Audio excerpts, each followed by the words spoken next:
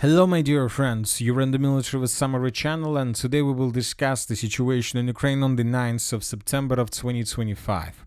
Today we have a lot of very interesting updates, so let's start. And first we're going to talk about a very interesting map that was published today by several independent pro-Russian resources. So we are talking about this map, and as you can see, this map was made in French language. Here we can see Ukraine, here we can see probably Russian units, here we can see pro-Ukrainian and Western units, and here we can see different colors. Mainly we can see a gray color and we can see a blue color. So what does this card mean? According to pro-Russian resources, European countries have developed a plan how to take Ukraine under control probably after ceasefire starts.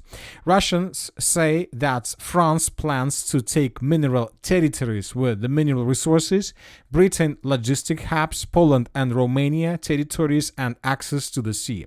So the allegedly showed map of the deployment of 50,000 Western peacekeepers in Ukraine. So when talking about this map and when talking about flags, we can see flags on this map, we can say that France is going to take place almost the most important and the main role in, let's say, post-war period of time. According to this map, French forces will control the territory in the vicinity of the city by the name of Odessa, the territory along the line of combat contact from the city of Nikolaev, Kherson, Zaporozhye, Dnipro, almost until the city of Kharkiv. So as we know that when talking about this part of Ukraine, this area is the richest in the mineral resources. Furthermore, the United Kingdom will take under control the territories around the city of Kiev and probably until the border with Poland. And when talking about Poland, this state will establish complete control over the western part of Ukraine, over the border with Poland itself, with Slovakia and the Republic of Hungary.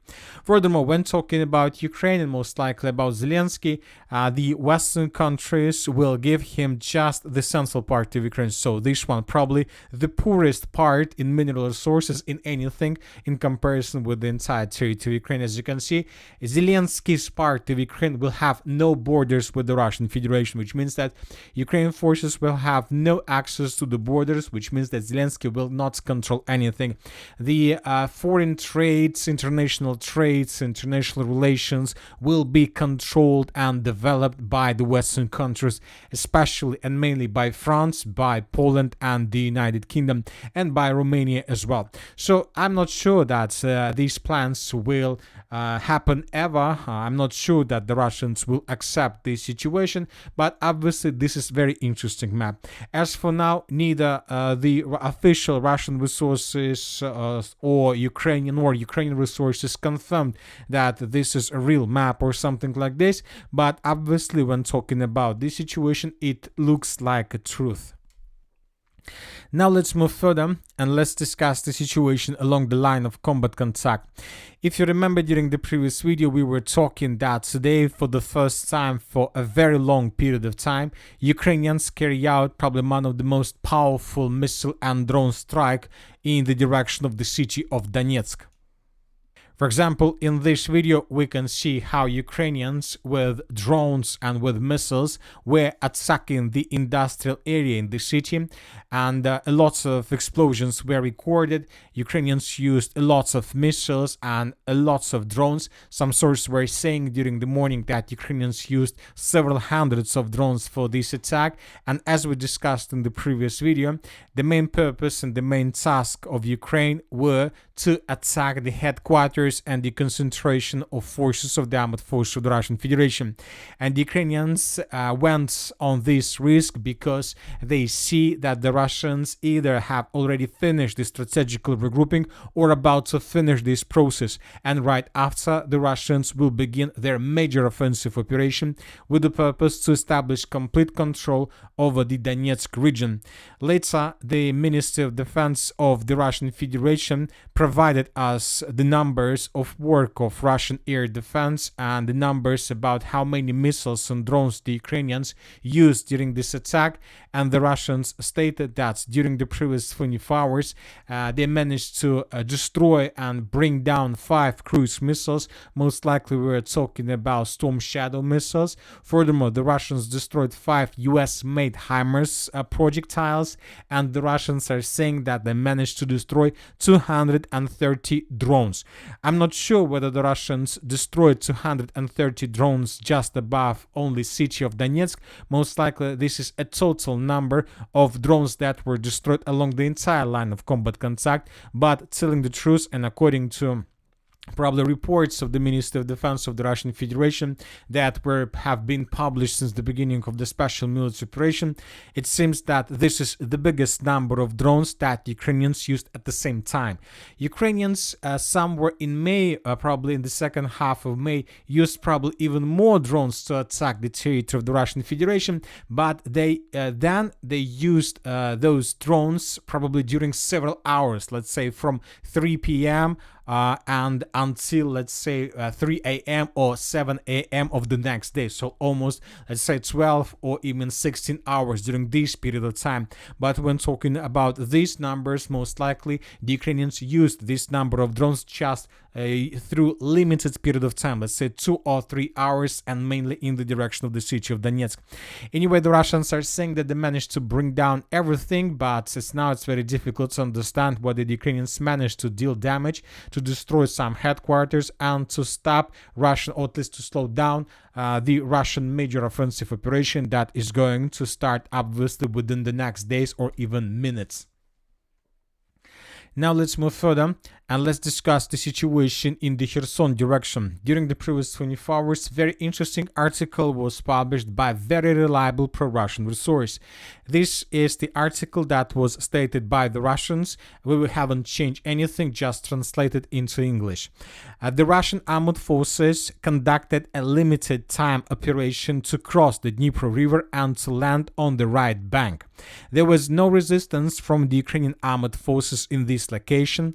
Perhaps the Ukrainians are waiting for active actions and has not committed reserves to battle, or simply the Ukrainians don't have any resources and reserves. So the Russians are saying that during the previous 24, 48, maybe 72 hours, they crossed the river of Dnipro and managed to dig in deeper inside of the territory of Kherson, probably for this distance. So Russians sabotage and reconnaissance group were working and operating in this area without facing any resistance and any problems from the armed forces of Ukraine.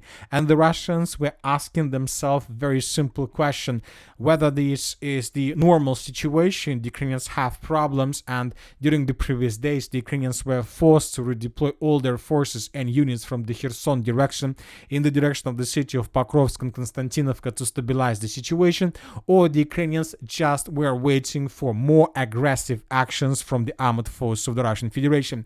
But anyway, despite the fact what is the real situation, anyway, we see that Ukrainians and Ukraine itself doesn't control their bank of the river of Dnipro. The Russians have chances, have possibilities to cross the river, to do anything they want, and maybe, who knows, maybe by the end of the 9th of September, several villages in the Kherson direction were already captured by the Russians, but the Ukrainians, due to the fact that they don't control the entire territory, even don't know about the situation. So this is very important signal, and the Russians may start their offensive operation in this area probably within the next days. Everything depends, of course, on the situation in the Donetsk region. Everything along the line of combat contact depends exactly in this area.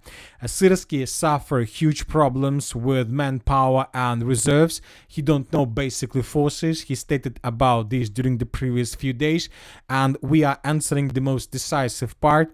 Furthermore, according to several sources, the Russians are preparing themselves before the beginning of another full-scale major missile and drone strike that is going to be obviously another record established by Russians. As for now, we are just guessing whether the Russians are planning to attack Ukraine this upcoming night or tomorrow.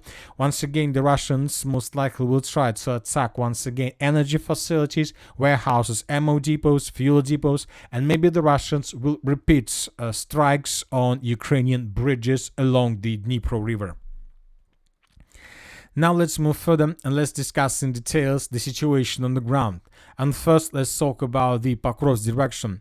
During the previous 24 hours, additional changes on the ground were recorded. Let's compare the map between the dates. So this is the situation by the end of the 8th of September of 2025, and this is the situation by the end of the 9th of September. According to geolocations that were published mainly by Ukrainian sources, the armored forces of the Russian Federation managed to improve their positions around the settlement of Udachne. Some tree lines and the northwestern part of the settlement was taken by the Russians. So based on this video, we have adjusted the map. And according to information we have, the armored forces of the Russian Federation managed to answer the village by the name of Markova. There are very heavy clashes in this area. The Ukrainians published a video where they were attacking Russian soldiers on the ground. The Russians suffered huge losses, but the most important is that Russians answered the settlement. So let's wait and see what is going to be next. Now let's talk about the city of Pokrovsk. During the previous 24 hours, we haven't received anything special or additional. We got just one video that we have already discussed. Here we can see how Ukrainians attacked Russian vehicle to the southeast of the city of Mirnograd. Based on this video, we came to conclusion that the Russians probably captured or took initiative in the southeastern direction of the city of Mirnograd under complete control. We believe that in coming days, the situation in this area would be revealed by Russians, and we will get additional changes on the territory in Russian favor right exactly in this corner, because it seems that most of these territories are already under complete Russian control. Now let's talk about the city of Konstantinovka. During the previous 24 hours, several explosions and attacks were recorded on the territory of the city.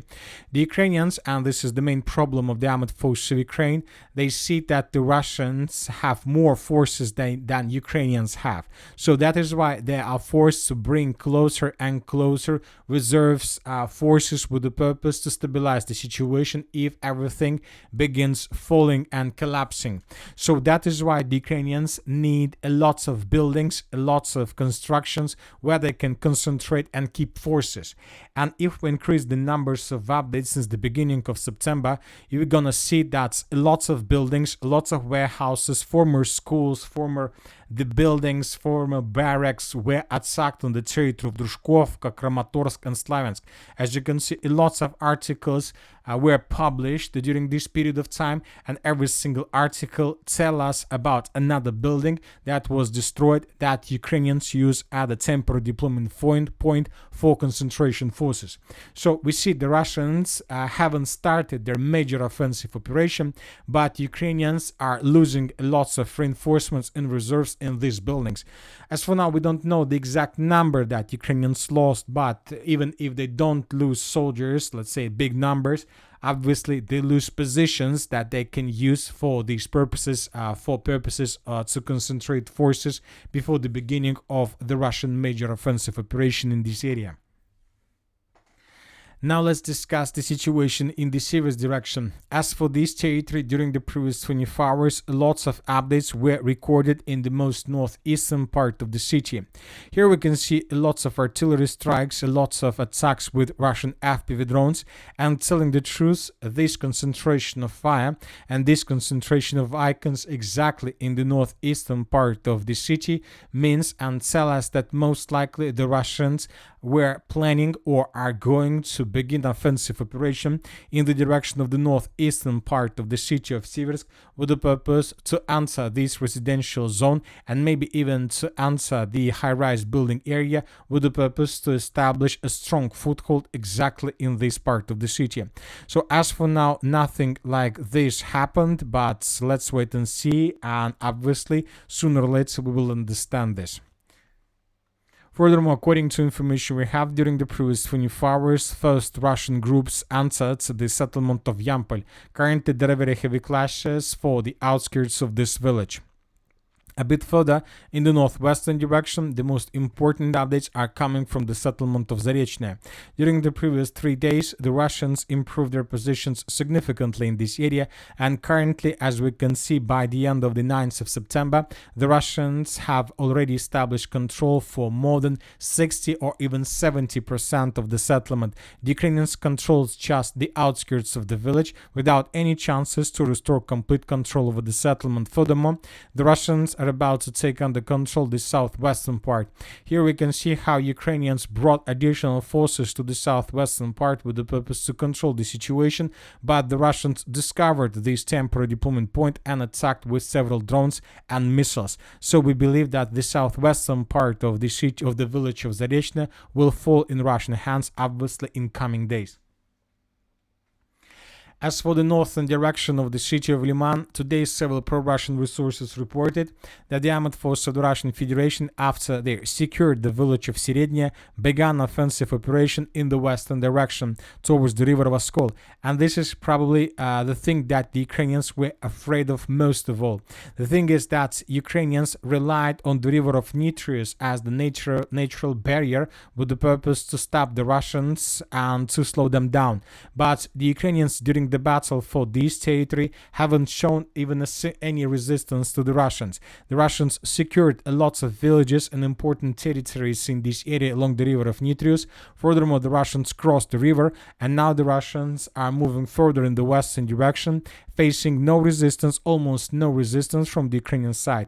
It's probably something that the Ukrainians didn't expect. The Ukrainians were waiting that the Russians, first of all, would continue their offensive operation in the direction of the city of Lyman, but instead of this, the Russians decided to advance further in the direction of the settlement by the name of Karovy Yar. And several sources yesterday reported that the first sabotage and reconnaissance group of the armed forces of the Russian Federation were discovered on the outskirts of this settlement. The task of the Russians is simple: to get the river of Oskol and to cut the Barovo direction from supplying support from the southwest. The villages of Lazovo, Rybtsy, and Pisky Radkovsky are very important villages, because Ukrainians from the city of Izum can bring additional forces, reinforcements, and reserves and just supply to the city of Barovo, avoiding movements through the river of Oskol. So they don't need additional constructions like bridges, like pontoon bridges. But if Russians are able to take the village of Karovy Yar under complete control, and let's say the village of Volchyi Yar, then the Russians with FPV drones will be able to establish complete fire control over the villages of Lazovo, Rybtsy, and the main supply lines that go from the city of Izum in the direction of the settlement of Barovo. So most likely, before moving further in the southern direction, the Russians will try to complete this tactical task to cut supply lines and to reduce Ukrainian logistic capabilities. Then they will move further in the southern direction. This progress on the ground towards Karovy Yar and Volchyi Yar will allow the Russians from the Barovo direction to resume their offensive operation in the southern direction. They will face less resistance from the Ukrainian side due to problems with logistics. As for the Kupiansk direction, during the previous 24 hours, significant changes were recorded.